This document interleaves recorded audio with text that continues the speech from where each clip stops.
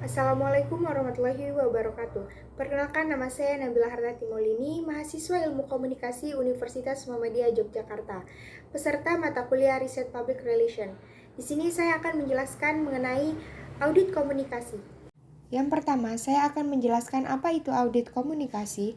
Audit komunikasi adalah suatu proses sistematik yang melibatkan pengumpulan, analisis, dan evaluasi informasi tentang komunikasi dalam suatu organisasi. George Ordion pertama kali memperkenalkan konsep audit komunikasi dengan tujuan untuk menunjukkan bahwa proses komunikasi dapat diperiksa, dievaluasi, dan diukur secara cermat dan sistematis.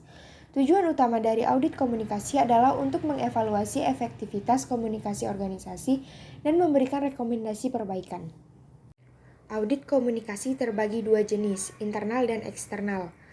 Audit internal dilakukan oleh departemen internal organisasi seperti staf hubungan masyarakat atau manajemen.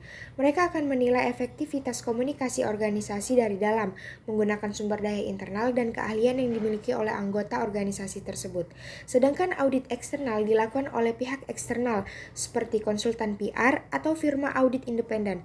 Pihak eksternal ini membawa perspektif yang objektif dan seringkali memiliki pengalaman lintas industri yang dapat memberikan wawasan yang berharga. Audit eksternal dapat memberikan pandangan yang lebih netral dan bebas dari internal. Kedua jenis ini memiliki kelebihan dan kekurangannya masing-masing.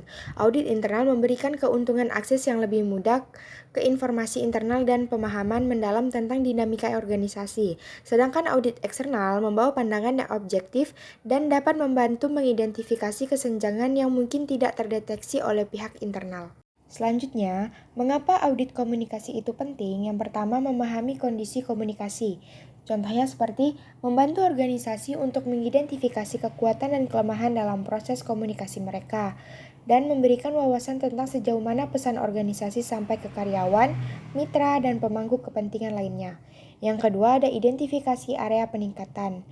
Contohnya seperti menyediakan informasi tentang area di mana komunikasi perlu ditingkatkan, baik dalam strategi, program, atau budaya komunikasi, serta membantu dalam mengidentifikasi hambatan atau masalah yang mungkin mencegah transmisi informasi yang efektif.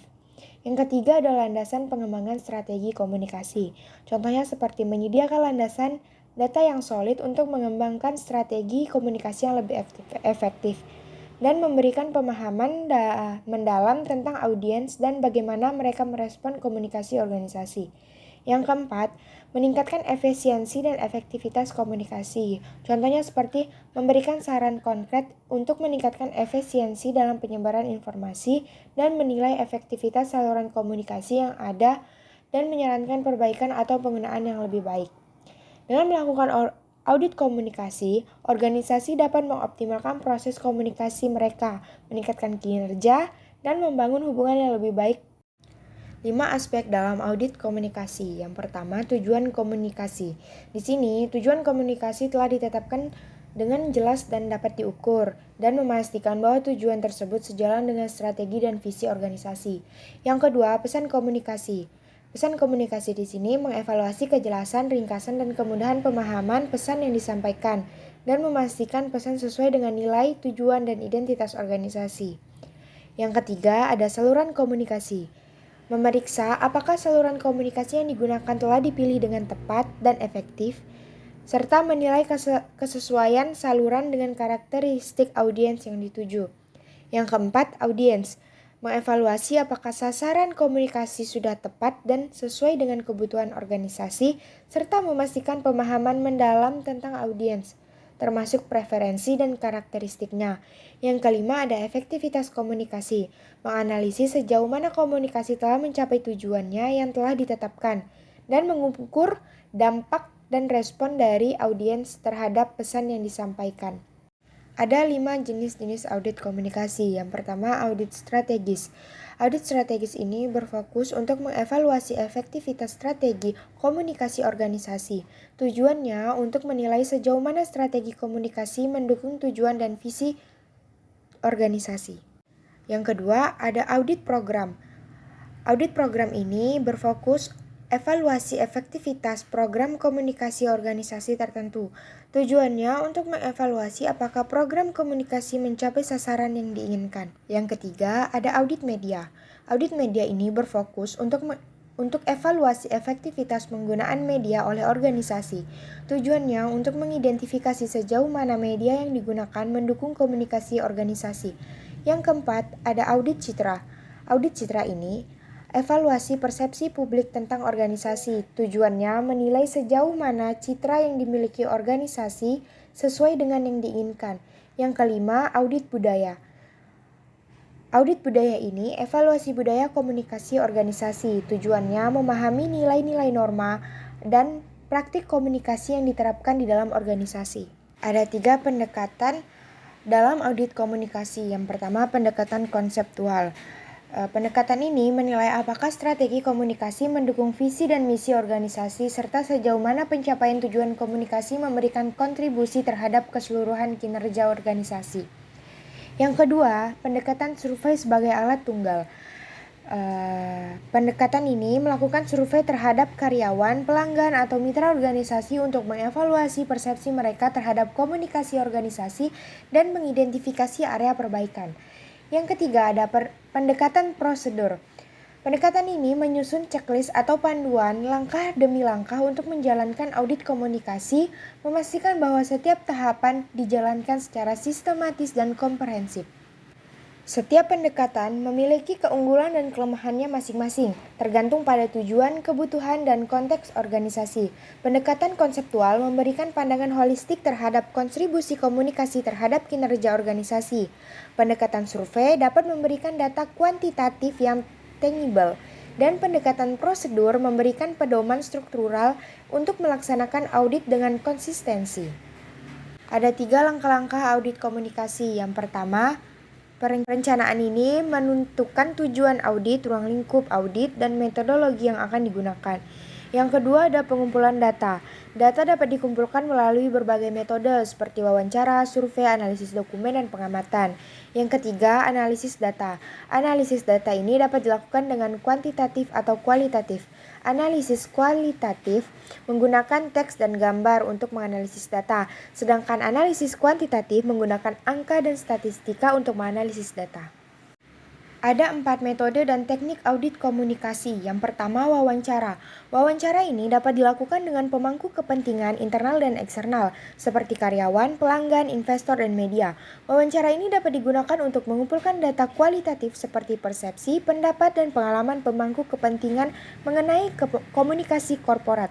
Kedua, survei dan kuesioner. Survei adalah metode lain yang bisa digunakan untuk audit komunikasi. Survei ini digunakan untuk mengumpulkan data dari berbagai pemangku kepentingan. Survei dapat digunakan untuk mengumpulkan data kuantitatif seperti tingkat kepuasan, kesadaran, dan pemahaman pemangku kepentingan terhadap komunikasi organisasi. Yang ketiga, analisis dokumen. Analisis dokumen ini adalah metode menganalisis dokumen komunikasi seperti laporan tahunan, situs web, dan materi pemasaran. Analisis dokumen dapat digunakan untuk mengumpulkan data tentang strategi komunikasi organisasi, program komunikasi, dan budaya komunikasi organisasi. Yang keempat, pengamatan atau observasi. Pengamatan atau observasi adalah metode mengamati aktivitas komunikasi seperti konferensi pers, acara publik, dan media sosial serta dapat digunakan untuk mengumpulkan data tentang bagaimana sebenarnya komunikasi organisasi dilaksanakan. Ada 5 tahapan audit komunikasi. Yang pertama, pemilihan topik. Yang kedua, spesifikasi kinerja yang diinginkan berdasar kriteria dan standar. Yang ketiga, mengumpulkan data objektif untuk menentukan apakah standar terpenuhi. Yang keempat, menerapkan perubahan yang sesuai untuk meningkatkan kinerja. Yang kelima, mengumpulkan data untuk kedua kalinya dan melihat apakah perubahan yang dilakukan telah mempengaruhi kinerja. Analisis jaringan dalam konteks komunikasi organisasi adalah suatu pendekatan yang berusaha mengevaluasi kualitas komunikasi dengan memeriksa pola struktural hubungan antar karyawan. Dalam hal ini, jaringan mengacu pada koneksi dan interaksi antar individu dalam organisasi. Analisis jaringan membantu memahami dinamika komunikasi dan hubungan di antara anggota organisasi.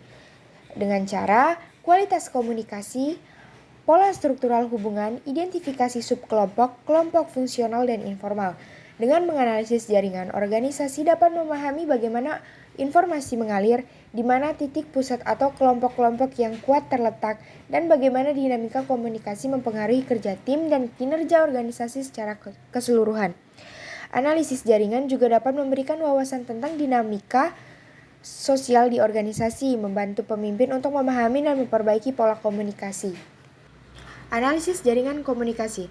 Analisis jaringan komunikasi dalam audit komunikasi dapat memberikan informasi tentang bagaimana komunikasi mengalir dalam organisasi, siapa saja yang terlibat dalam komunikasi, dan bagaimana komunikasi mempengaruhi kinerja. Jaringan dalam audit komunikasi berfokus pada 3 komunikasi yang berbeda. Jaringan strategis, hubungan yang berbagi informasi tentang kebijakan dan keputusan organisasi. Yang kedua, jaringan operasional, hubungan yang bertukar informasi tentang rutinitas kerja sehari-hari. Yang ketiga, jaringan pribadi, persahabatan dan interaksi pribadi dalam organisasi. Sekian dari saya, kurang lebihnya mohon maaf. Wassalamualaikum warahmatullahi wabarakatuh.